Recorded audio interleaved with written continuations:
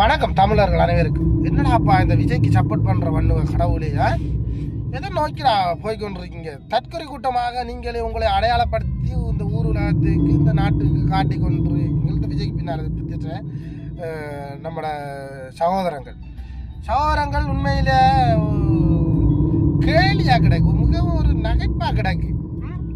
படித்த நீங்கள் அன்பான நீங்கள் சொல்லி பார்த்தால் படித்தவன் அப்படித்தான் இருக்கேன், படிக்கார அப்படித்தான். அவ்வளவுக்கு நான் திரை மோகம் ஒரு கரிசுமா இருக்கு. பணக்காரனுக்கு பின்னால பணம் இருக்கிறவனுக்கு பின்னால என்ன வேண்டாலும் போயிடுவீங்களோ.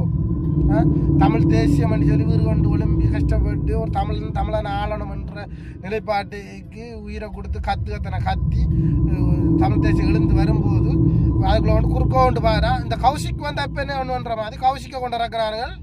முதல் கமலஹாசன், ரெண்டாவது கௌசிக்கு வந்து விஜய். கௌசிக் தான் இருக்கு. உண்மையிலே விஜய் ஒரு கோமாளி, ஒரு மட்ட சாம்பிராணி விஜய். அதை புரிஞ்சு கொள்ளுங்க. விஜய் வந்து நம்மட போராட்டத்துக்கு எதிர்ப்பான், நம்மட போருக்கு இதுக்கு ஒரு கையெழுத்து போட கூட முன்வராத ஆள் விஜய். 500 காசு நன்கொடை கொடுத்தால் விஜய் தெரியுமா? தமிழன், உண்மையிலேயே தமிழனா விஜய்? தமிழனா இருக்க மாட்டேன். இந்த நேரத்தில் தமிழ் தேசியம் வீறு கொண்டு எழுந்து வரும்போது அரசியல் கட்சி தமிழனுக்கு நல்ல செய்ய யாரு கூப்பிட்டா?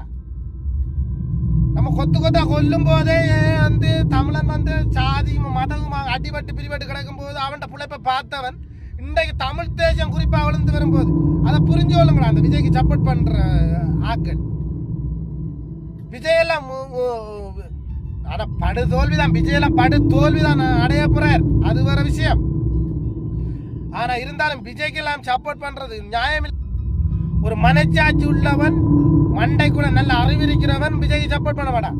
ஒழுங்கான உண்மையான தமிழனாக இருக்க வேண்டியன்னா அவன் சப்போர்ட் பண்ணுவான். நாம் தமிழருக்கு, தமிழ் தேசியத்துக்கு தான் சப்போர்ட் பண்ணுவான். சந்தப்பவாதி திருமாவளவன் சந்தப்பவாதி, சந்தப்பத்துக்குரிய மாதிரி நம்மளை வச்சு நம்மளை ஏன் ஸ்ரீலங்கா ஈழத்தை பத்தி பேசல அரசியலே இல்லை. இந்த நம்மட வலிகளை வேதனையில தமிழ்நாடு உள்ள கத்தி திரிஞ்சவன் சீமான, அதை புரிஞ்சு கொள்ளுங்க. சாத்தியம் இல்லாத பேசுறான். சாத்தியம் இல்லாத ஒன்றை சாத்தியப்படுத்துறதுக்கு பேர் தான் புரட்சி.